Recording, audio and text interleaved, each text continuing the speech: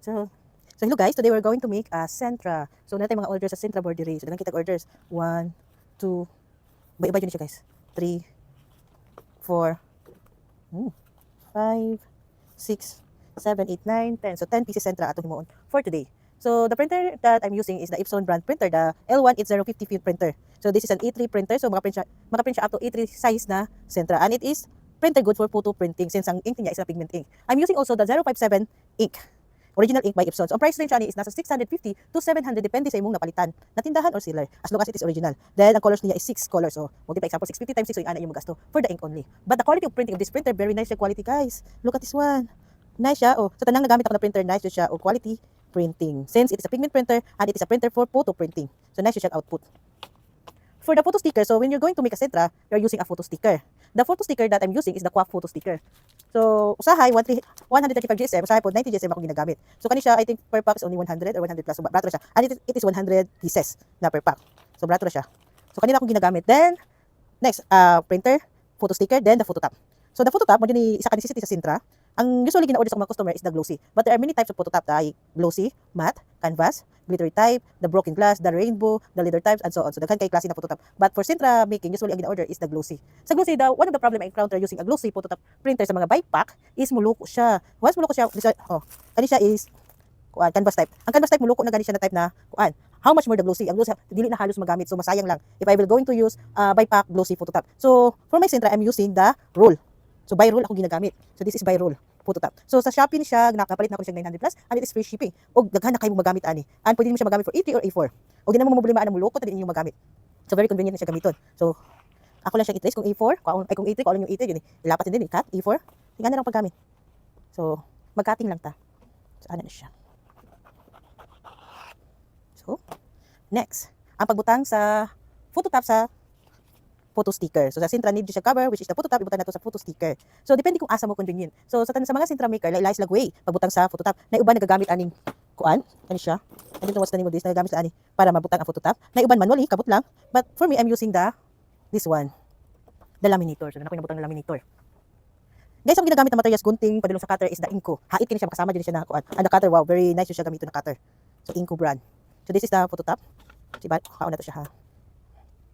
Para makita nyo sa akong pagbutang. So, pag set, Officecom kung gamit na laminator ha. So, nakatry na ko sa ubang laminator, wala dyan nagdugay, wala ko, dili ko comfortable. The Officecom, goods ko ani na, kuan laminator. Og mura pa nin dugay sa kuha. So, i-zero jud ang kuan, heat, o i-off ang heat, para dili masunog ninyong ginagamit. So, this one. So, insert na nato siya. The photo sticker na printed, then the photo top sa pinakataas. Diyan, ipakaon na siya. So, ato siyang i-plaster. Ipakaon na to sa atong laminator. Sa kuha para sa kuha man pinakadali na way. Ug mas dali itong manual, ug mas dali itong ato. But for me, mas dali ko ani, ug mas less akong damage ani compare atong manual o other way. So lalahi lagi depende kung asa mo comfortable. As long as makabutang mo photo top na wala mo naka-damage. O kung masayo pa mo guys partner na slip, ako gani din na ako may kapila ko naka-damage ani Sentra. So i-cut na niyo na siya. So i-peel off ang photo top then i-cut. Make sure na pag-cut almost dili na perfect and almost same siya o kanang kuan size. Dayon backwards. Ano siya? Simple jud kaayo. Then stop. So dapat kuan. Then peel off. So depende lang jud kung asa mo comfortable ug asa mas dali sa inyo ha. Sa kuha mo mas dali ni. Pero kung dugayan mo ani, pwede rin hapon matong other way, kani may pinakadali para sa kuha man gud. So I'm making Sentra for almost 2 years plus, so happy na mag 3 years. So dugay na kay ko nagagamit ng Sentra. Ang nagahimo Sentra. That's it. Then i-cut lang nato ang mga kuan. Then i-heat nato. Ibalik pa na ako ni dito sa kuan. Sa laminator. Mas ganahan ako mo agi heat good, maski up to 150 lang siya. 150 or lesser than that. Ayun na panglapas kay kuan, makasunog na siya sa kuan, glossy na photo top. So ibalik na nato siya.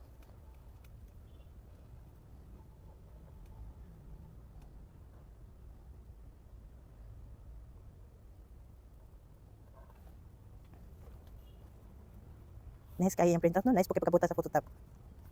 Then ibutan na nato siya sa Sentra board. Naku nakita ng seller sa Shopee ng brato na ng Sentra board. Pwede na ko ibutang ang link below. So get the Sentra board. Oh my god, wala na ko Sentra board.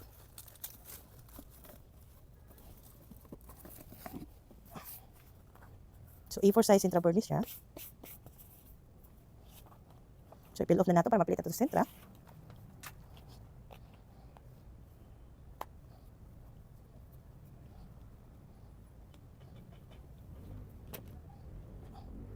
So make sure na to lock jud tanan walay hangin na naka-flow ay nakasulod. Then mag-cutting na ta.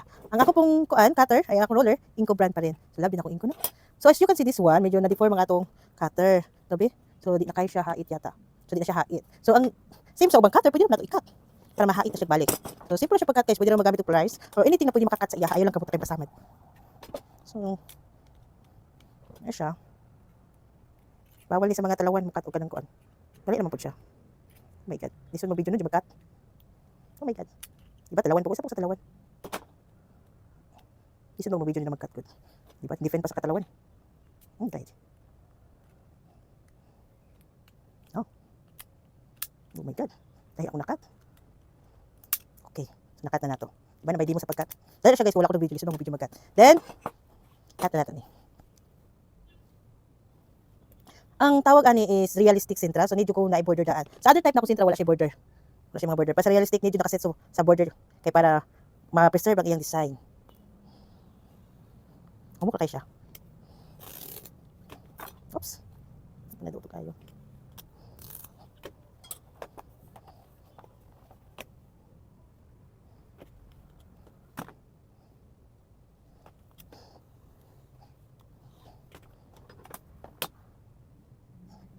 So video tutorial man ni siya, medyo dugay-dugay jud ang process. Pero kung dili video tutorial pas-pas ba kay mo sintra jud pod. No need to explain, himo na diretso. So kanang need pa ma-explain.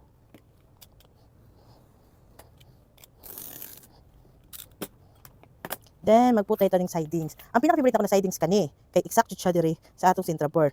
But since nahupdan mo kung ana, kanila akong gamiton. Medyo gamay ni siya. Pero igoon na lang nato kay waylain.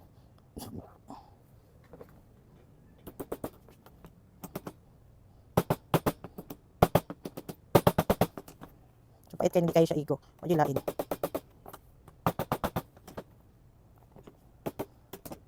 Nice magyapon. Pataso sa ibutang kumpara ng isa.